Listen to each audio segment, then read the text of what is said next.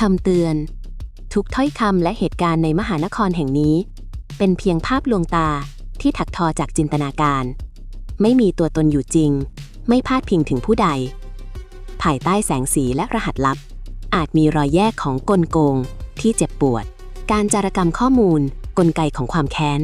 และหัวใจที่กัดกร่อนศีลธรรมจนพร่าเลือนโปรดใช้หัวใจและวิจารณญาณนำทางคุณผ่านความมืดมิดไปพร้อมกับเราเหมาะสำหรับผู้อ่านที่มีอายุ 18 ปีขึ้นไปเนื้อหามีความรุนแรงและประเด็นที่อ่อนไหว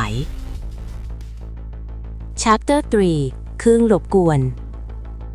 ถนนใจกลางกรุงเดเว่นยามค่ำคืนคลาคล่ำไปด้วยแสงไฟที่พร่ามัวจากสายฝนที่โปรยปราย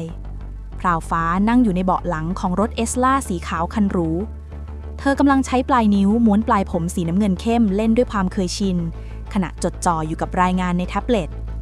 โถเอ้ยอะไรกันเนี่ยเสียงสะบดของคนขับรถทำให้พราวฟ้าเงยหน้าขึ้นในจังหวะเดียวกับที่รถเบรกจนตัวโกงสิ่งที่ขวางหน้าอยู่คือรถกระบะส่งของเก่าๆที่เพลาหักอยู่กลางถนนใหญ่แถมกระถางต้นไม้ยังร่วงกระจายเต็มพื้นจนปิดทางเกลี้ยงแต่สิ่งที่แย่กว่าคือจู่ๆหน้าจอคอนโซลในรถเอสลาของพราวฟ้าก็ดับวูบลงก่อนจะกระพริบเป็นสีส้มแจ้งเตือนระบบขัดข้องระบบทำงานผิดปกติขั้นรุนแรงปิดล็อกประตูถาวรเปิดประตูไม่ได้ครับคุณพราวระบบไฟฟ้ามันลัดวงจรหรือยังไงไม่รู้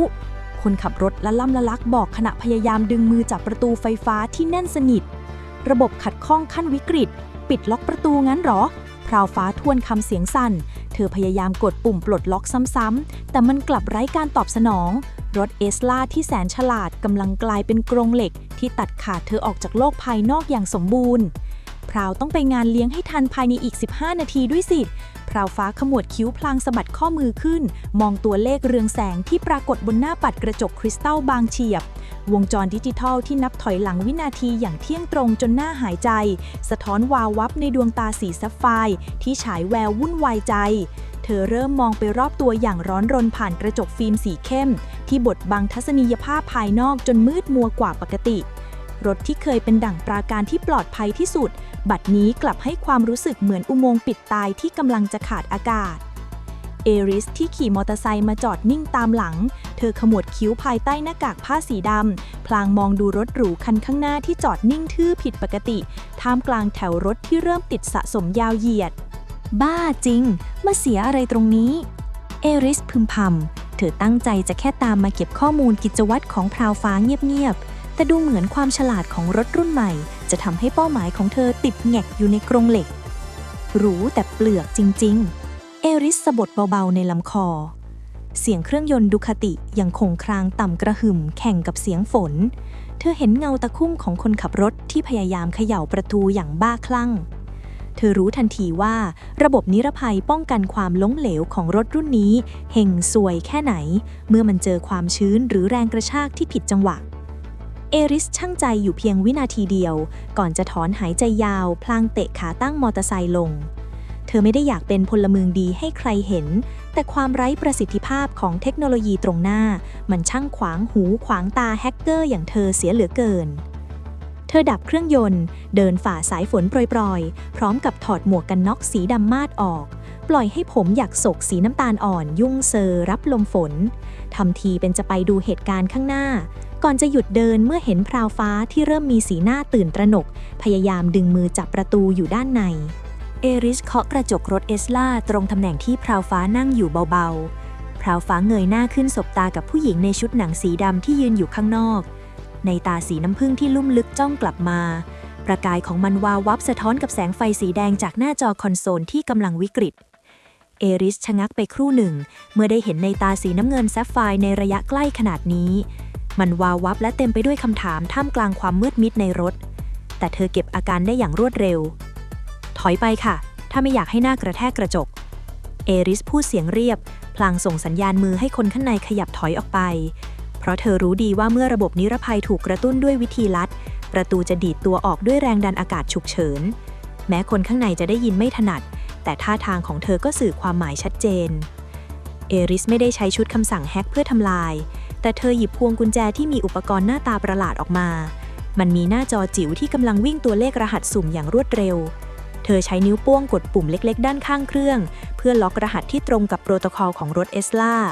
แสงไฟสีแดงบนตัวเครื่องเปลี่ยนเป็นสีเขียวทันทีที่มันเจาะผ่านกำแพงสัญญาณนิรภัยได้บิงโกเอริสพึมพำก่อนจะกดปุ่มกลางอุปกรณ์ค้างไว้กริ๊กปังเสียงกลไกคลายล็อกดังขึ้นพราวฟ้าผลักประตูออกมาได้ทันทีลมหนาวปะทะใบหน้าของสาวจนเธอต้องกอดออกตัวเองไว้ด้วยความหนาวสั่นในคืนนี้เธออยู่ในชุดราตรีผ้าไหมสีเหลืองทองอ่อนสั่งตัดพิเศษที่ทิ้งตัวสวยเนียนไปกับรูปร่างเพื่อเตรียมตัวสำหรับงานระดมทุนครั้งสำคัญเส้นผมยาวสีน้ำเงินเข้มที่ปล่อยสลวยถึงกลางหลังพัดปลิวไปตามแรงลมราตรีละอองฝนเม็ดเล็กเกาะพราวบนเส้นผมของเธอราวกับเพชรเม็ดจิ๋วเอริสชะงักไปครู่หนึ่งเมื่อเห็นภาพตรงหน้าชัดตา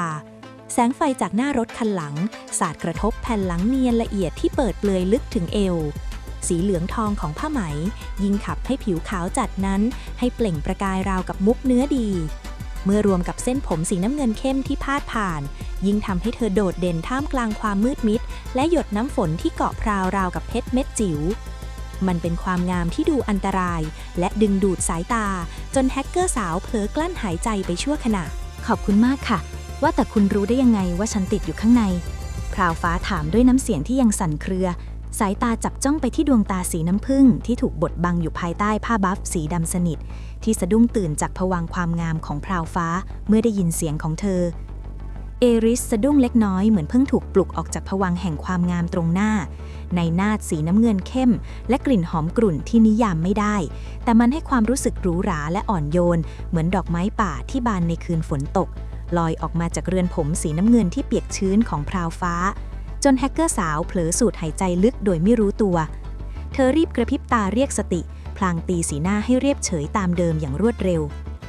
คนขับรถคุณทำหน้าเหมือนจะร้องไห้ขนาดนั้นไม่ต้องเป็นแฮกเกอร์ก็ดูออกค่ะว่ารถของสสพราวฟ้ามันกลายเป็นกรงไปแล้วเอริสประชดประชันพลางเก็บอุปกรณ์ระบบเอสลามันก็แบบนี้เวลาเซ็นเซอร์รบกวนกันเองมันชอบจนขังเจ้าของไว้ข้างในคุณรู้จักฉันนางฟ้าแห่งเทเวียมีคนไม่รู้จักด้วยเหรอเอริสสยะยิ้มที่ดูเย้ยหยันแต่นางฟ้าควรจะจำไว้นะคะว่าบนดินมันสกปรกบางครั้งเครื่องมือไฮเทคพวกนี้แหละที่จะเป็นตัวทำร้ายคุณเอริสทำท่าจะเดินกลับแต่หางตากลับมองเห็นพราวฟ้าก้มมองนาฬิกาข้อมือด้วยความลนลานอีก10 นาทีงานจะเริ่มถ้าฉันไปไม่ทันโครงการนี้ต้องพังแน่พราวฟ้าพึมพำใบหน้าสวยสง่าถอดสีเมื่อเห็นแถวรถที่ติดยาวเหยียดเอริสแซงถอนหายใจยาวก่อนจะหันกลับมาถ้าจะรอให้รถพวกนี้ขยับชาติหน้าคุณก็ไปไม่ถึงหรอกค่ะพูดจบเธอก็คว้าหมวกกันน็อกสีดำด้านขึ้นมาสวมปกปิดใบหน้าเหลือเพียงในตาสีน้ำผึ้งที่วาววับหลังชิวหน้าสีประหลอดเธอเหวี่ยงขาขึ้นคร่อมเบาะ Scrambler Night Shift พร้อมกับสตาร์ทเครื่องยนต์เสียงคำรามต่ำทรงพลังก่อนหันไปตบเบาะหลังเบาๆถ้าไม่กลัวชุดสวยๆจะเปียกฝนก็ขึ้นมาพราวฟ้าชะงักสายตามองไปที่เบาะหลังแคบๆของรถมอเตอร์ไซคันดุดันสลับกับใบหน้าของเอริสความระแวงปะทะกับความจำเป็นและสุดท้ายความดื้อรั้นในอุดมการณ์ก็ชนะเธอตัดสินใจรวบผมสีน้ำเงินเข้มที่เปียกชื้นเล็กน้อยขึ้นเป็นปมลวกๆแต่แน่นหนาพอที่จะไม่ให้ปลิวว่อนถอดรองเท้าส้นสูงถือไว้ในมือเปลี่ยนเป็นรองเท้าส้นเตี้ยสีขาวแต่ไม่ลืมที่จะคล้องสายรองเท้าส้นสูงไว้ที่ข้อมือให้มั่นคงแล้ววิ่งฝ่าละอองฝนเข้าไปหาเอริสอย่างไม่ลังเลเอริสจ้องมองผู้หญิงในชุดสีทองที่หิ้วรองเท้าวิ่งลุยฝนมาหาเธอด้วยสายตาที่อ่านไม่ออกเธอนิ่งไปอึดใจหนึ่งก่อนจะขยับตัวรูดซิปถอดแจ็คเก็ตหนังสีดำของตัวเองออกอย่างรวดเร็วเผยให้เห็นเสื้อยืดสีเทาเข้ารูปที่มีลายสกรีนแมวส้มหน้ากวนตัวอ้วนกลมแยกเขี้ยวใส่คนมองสีส้มสดของลายสกรีนตัดกับสีเทาหม่นของตัวเสื้ออย่างโดดเด่นลุคที่ดูนุ่มนิ่มอย่างไม่คาดคิดภายใต้แจ็คเก็ตตัวหนาทำเอาพราวฟ้าเผลอชะงักไปครู่หนึ่งสายตาของสาวจับจ้องไปที่เจ้าแมวส้มบนหน้าอกของแฮกเกอร์มาดดุอย่างลืมตัวแต่แล้วเธอก็ถูกเอริสเรียกสติคืนมาด้วยการยัดแจ็คเก็ตหนังใส่มืออย่างรวดเร็วราวกับอีกฝ่ายต้องการจะรีบปิดบังความลับบางอย่างที่เผลอหลุดรอดออกมาใส่ซะค่ะก่อนที่แผ่นหลังสวยๆของคุณจะกลายเป็นจุดสนใจของพวกหิวข่าวมากกว่านโยบายที่คุณจะไปพูด เอริสเลิกคิ้วมองแผ่นหลังที่เปลือยเปล่าของพราวฟ้าด้วยสายตากวนประสาทอีกอย่างฉันไม่อยากให้คนซ้อนตัวแข็งตายจนตกจากรถไปเสียก่อนพราวฟ้ารีบสวมแจ็คเก็ตหนังตัวโคร่งทับชุดราตรีสีทองทันทีกลิ่นหอมจางๆของเครื่องยนต์ที่ผสมกับไออุ่นจากร่างกายของแฮกเกอร์สาวในแจ็คเก็ตหนังทำให้เธอรู้สึกวูบวาบอย่างประหลาดใส่ซะเอริสยื่นหมวกกันน็อกสำรองสีดำด้านให้อีกใบพราวฟ้ารับมาถือไว้อย่างงกเงินเธอพยายามสวมมันลงบนศีรษะที่รวบผมไว้อย่างลวกๆแต่กลับงมหาตัวล็อกใต้คางไม่เจอสายรัดพาดไปมาจนเธอมองอะไรไม่ถนัดยิ่งรีบมือยิ่งสั่นจนทำอะไรไม่ถูกอยู่นิ่งๆค่ะสสยิ่งคุณรีบมันยิ่งจะช้าเอริสขยับเข้ามาประชิดตัวจนพราวฟ้าสัมผัสได้ถึงกลิ่นฝนที่ติดอยู่บนตัวแฮกเกอร์สาวเธอยกมือขึ้นเปิดชิลหมวกกันน็อกสีดำด้านของตัวเองขึ้นเผยให้ในตาสีน้ำผึ้งที่ดูดุดันแต่ลุ่มลึกจ้องมองมาตรงๆมือที่สวมถุงมือหนังสีดำเอื้อมมาจับสายรัดคางอย่างแคล่วคล่องปลายนิ้วของเอริสเฉียดผ่านผิวแก้มเนียนของพราวฟ้าไปเพียงนิดเดียวแต่กลับทิ้งความร้อนเผาไว้เป็นทางพราวฟ้าเผลอกลั้นหายใจเมื่อในตาสีน้ำเงินแซฟไฟร์ของเธอสบประสานกับในตาสีน้ำผึ้งลุ่มลึกที่จ้องมองมาในระยะที่เห็นเงาสะท้อนของกันและกันวินาทีนั้นเสียงวุ่นวายบนท้องถนนรอบข้างคล้ายจะเบาบางลงเหลือเพียงจังหวะหัวใจที่เต้นรัวอย่างห้ามไม่ได้กริ๊กเสียงตัวล็อกที่ดังขึ้นข้างใบหูเหมือนเป็นกระดิ่งเรียกสติเอริสละมือออกพลังตบชิวหน้าหมวกกันน็อกของพราวฟ้าลงเบาๆเป็นเชิงบอกว่าเรียบร้อยแล้วดึงให้พราวฟ้าหลุดออกจากภวังค์สีน้ำผึ้งทันทีเอริสหันกลับไปปิดชิวหน้ากากของตัวเองเตรียมพร้อมเครื่องยนต์ของดูคาติคำรามกระหึ่มขึ้นกลบเสียงฝน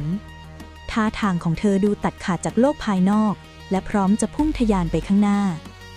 แรงสั่นสะเทือนของรถทำให้พราวฟ้ารีบก้าวขึ้นซ้อนท้าย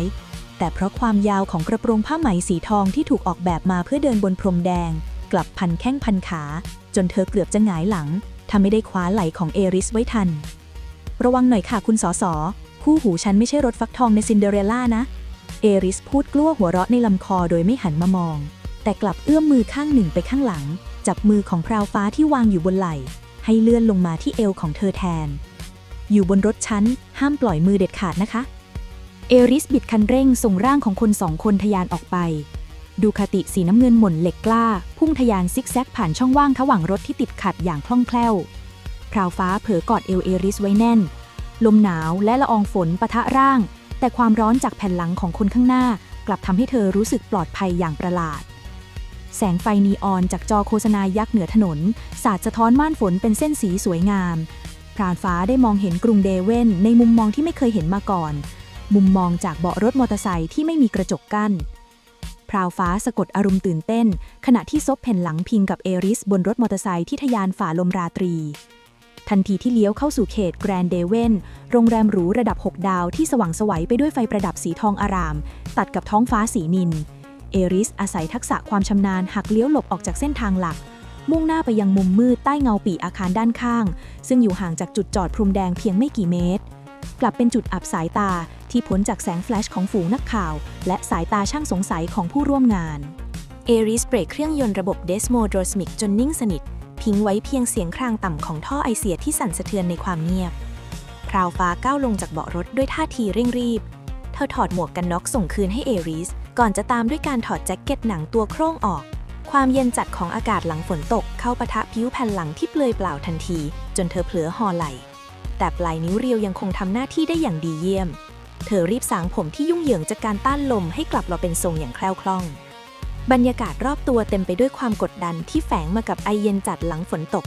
เธอก้มลงถอดรองเท้าส้นเตี้ยที่ใส่เพื่อความคล่องตัวออกแล้วเปลี่ยนกลับเป็นส้นสูงคู่หรูสีเงินแวววาวที่ขับให้บุคลิกเธอดูสง่างามด้วยความลนลานเธอจึงวางรองเท้าข้างหนึ่งไว้บนเบาะแต่อีกข้างดันวางหมิ่นเหม่ไปบนกระเป๋าข้างรถอย่างไม่รู้ตัวขอบคุณมากนะคะสำหรับทุกอย่างพราวฟ้ายืดตัวตรงปรับสีหน้าให้เยือกเย็นและทรงอำนาจดั่งนางพญาเธอมองไปยังพรมแดงที่ทอดยาวอยู่เบื้องหน้าซึ่งคลาคล่ำไปด้วยเหล่าผู้ลากมากดีที่สวมหน้ากากเข้าหากันเอริสรับเสื้อหนังที่ยังหลงเหลือไออุ่นและกลิ่นหอมสะอาดของน้ำหอมจางๆจากตัวพราวฟ้ามาถือไว้ก่อนจะสวมมันทับเสื้อยืดแมวส้มเหมือนเดิมกลิ่นเย้ายวนนั้นซึมลึกผ่านเนื้อผ้าเข้ามาปะทะจมูกจนหัวใจที่เคยนิ่งกระตุกวูบ เธอไม่ได้ตอบอะไรเพียงแต่พยักหน้าตอบรับภายใต้ชิลด์หมวกกันน็อกที่บดบังแววตาสับสนของเธอไว้จนมิดในจังหวะที่พลาวฟ้าอ้าปากกำลังจะถามชื่อเอริสกลับเบิ้ลเครื่องยนต์ส่งสัญญาณลาเสียงสนั่นแรงลมจากท่อไอเสียพัดชายกระโปรงฝ้าไหมของพราวฟ้าจนปลิวสวัยรถมอเตอร์ไซค์ทะยานหายลับไปในม่านฝนโดยไม่หันกลับมามองทิ้งให้เธอทำได้เพียงมองตามท้ายรถที่หายไปในความมืดพร้อมกับคำถามมากมายที่ไม่ได้คำตอบแรงกระชากจากการออกตัวอย่างรวดเร็วทำให้รองเท้าส้นเตี้ยข้างหนึ่งกระเด็นตกลงบนพื้นถนนที่เปียกแฉะส่วนอีกข้างกลับเกี่ยวติดไปกับสายรัดกระเป๋าข้างของรถดูคติทะยานหายไปพร้อมกับร่างในชุดหนังสีดำที่เพิ่งเข้ามาปั่นป่วนจังหวะชีวิตของเธอเมื่อครู่พราวฟ้าไปทันเวลาพอดีภายใต้ท่าทีสุขุมที่ต้องแสดงออกหัวใจของเธอกลับยังเต้นรัวอย่างระงับไม่ได้มันไม่ใช่ความตื่นเต้นต่อหน้าแขกเรือในงานแต่เป็นกลิ่นอายจางๆของเครื่องยนต์ที่ผสมปนเปกับกลิ่นหนังและไอฝนซึ่งยังคงติดอยู่ที่ปลายจมูกร่องรอยจากสัมผัสที่ดูคุกคามแต่กลับช่วยชีวิตเธอไว้ในสถานการณ์คับขันของผู้หญิงนิรนามคนนั้นพราวฟ้าสูดลมหายใจเรียกสติพยายามสลัดภาพใบหน้าภายใต้หมวกกันน็อกนั้นออกไปก่อนจะจัดการจัดระเบียบชุดราตรีสีทองที่เปียกชื้นเล็กน้อยให้เข้าที่แล้วก้าวเดินอย่างมั่นคงบนพรมแดงที่ทอดยาวเข้าสู่โถงใหญ่ของโรงแรมหรูเสียงรัวชัตเตอร์และแสงไฟแฟลชจากกองทัพช่างภาพสาดส่องเข้าหาเธอทันทีที่ปรากฏตัวสลับกับเสียงซุบซิบชื่นชมในความสง่างามของสาวพราวฟ้าแย้มยิ้มตามสัญชาตญาณนักการเมืองก่อนจะเข้าไปยืนประจำที่ตรงจุดแบล็คดรอปหลักของงานเพื่อเตรียมให้สัมภาษณ์เธอขยับกายอย่างสง่างามอยู่หน้าป้ายเบื้องหลังซึ่งถูกจัดเรียงด้วยข้อความเรียบหรูที่ประกาศเด่นชัดว่างานระดมทุนสร้างบ้านพักให้แมวจรโครงการแรกของกรุงเดเวนโดยสส.พราวฟ้า